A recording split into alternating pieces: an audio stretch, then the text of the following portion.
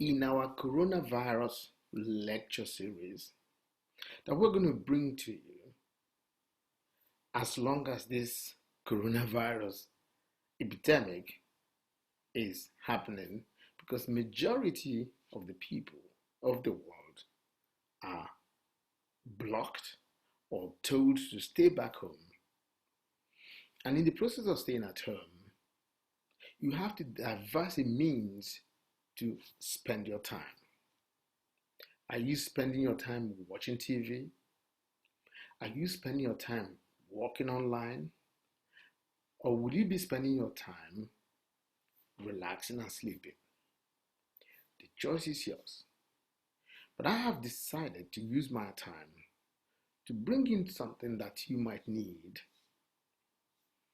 that might be very, very important for you at the end of this quarantine period.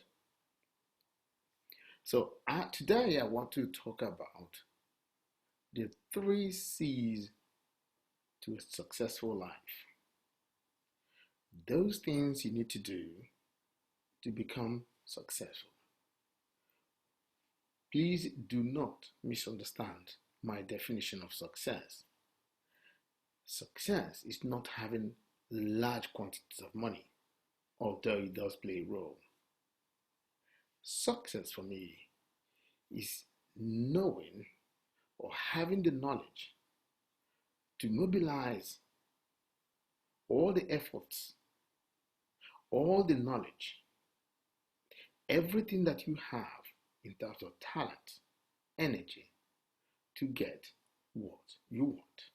That is for me what I call success. So there are 3 things I think are very important.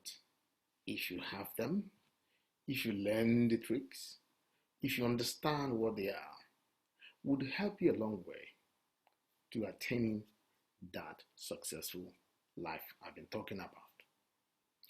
Those 3 C's to success are: first, communication; second, collaboration; and third, creation. Today, I would like to explain what I think is the meaning of communication, where it came from, why we should take it seriously, and why I think you should focus on improving your communication skills. Over the past 15 years, I have spent a lot of time training, teaching, coaching people on how to become effective communicators. Being effective means so many things to so many people. But I think my definition of being effective is knowing how to speak to a particular individual or the person listening to you at any point in time. That is what I call being an effective communicator. But before I delve into communication proper, I want to give you a small definition of what it is and what it is not. According to the dictionary definition, or the history behind communication, the word communication. In fact, this word called communication originally came from Latin.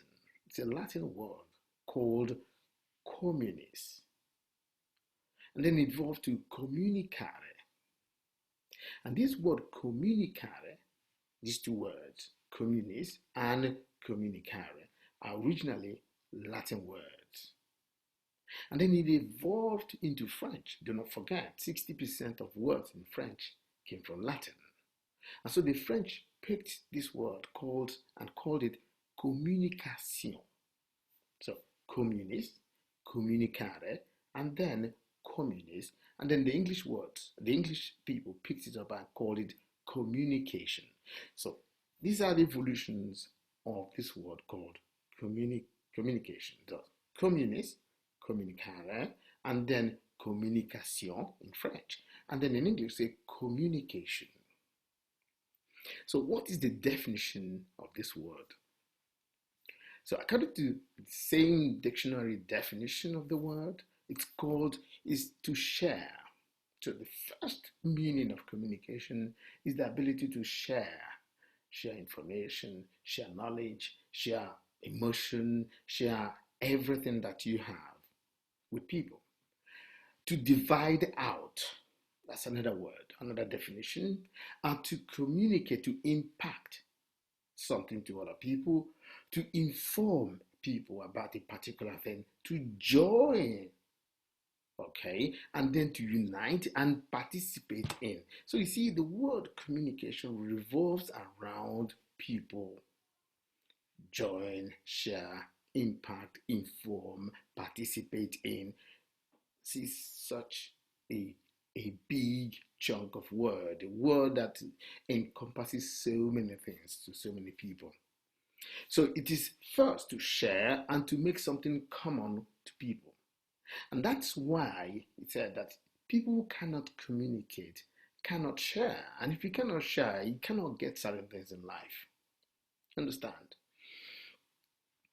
And that's why,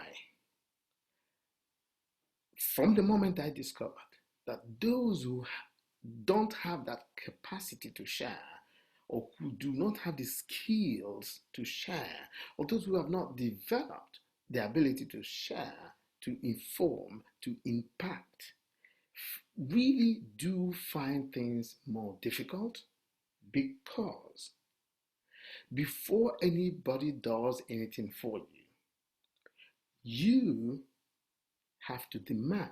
You have to make that demand. And if you don't make that demand, nothing. In fact, somebody said the answer is always no if you don't ask. And so if you don't ask, nobody will do anything for you. The thing is, for somebody to do something for you, you need to know how to ask. And for you to ask, you need to mobilize a lot of resources to ask. First, you need to know how the person processes information. Everybody has a way of understanding a piece of information. That's one thing. There are three major ways people process information. Based on their personality, first of all.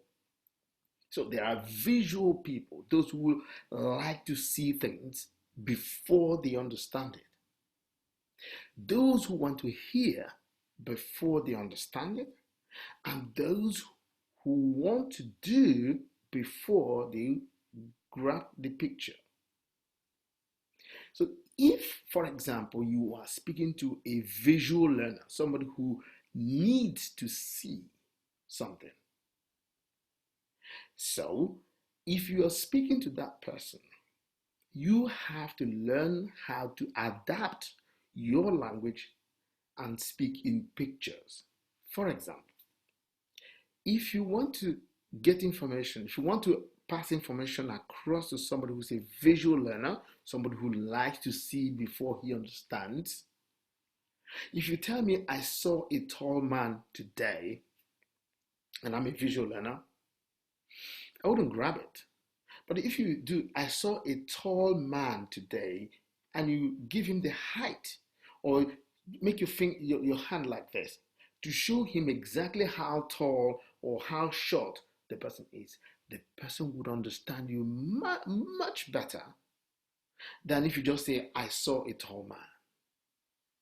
For somebody who is an auditory learner, somebody who listens to understand, that means your explanation must be extremely clear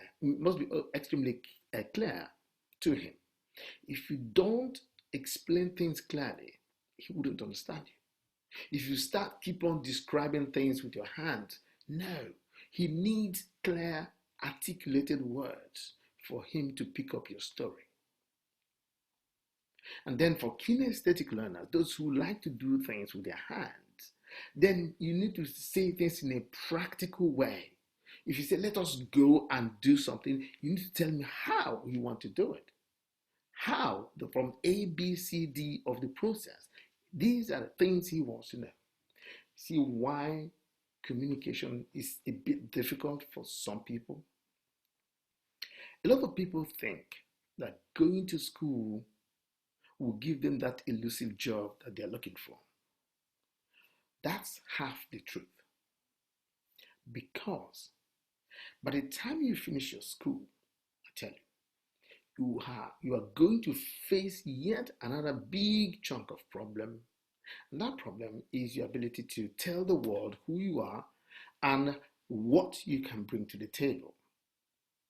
And that's why I always ask people, why do people, that's employers, not employ us when we send our CVs to companies? They would invite you for an interview.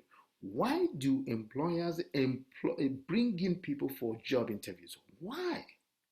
Why can't our CVs be enough to get you employment? When I ask this question, people always say, they begin to say, oh, why? Because what you write cannot speak for you. It gives little indication, but what you say is more powerful. And even the most powerful is how you say it. And so, communication, once again, is the key to your success. So your ability to adapt in a way is what I call communication. Do you know how to adapt? In our next lesson, I would give you a little more details on how to adapt to people, how to get information from people, and how to get the real necessary things you need to become an effective communicator. Until next time, please keep shooting for the stars or the moon, because if you miss the moon, you might land among the stars. Thank you.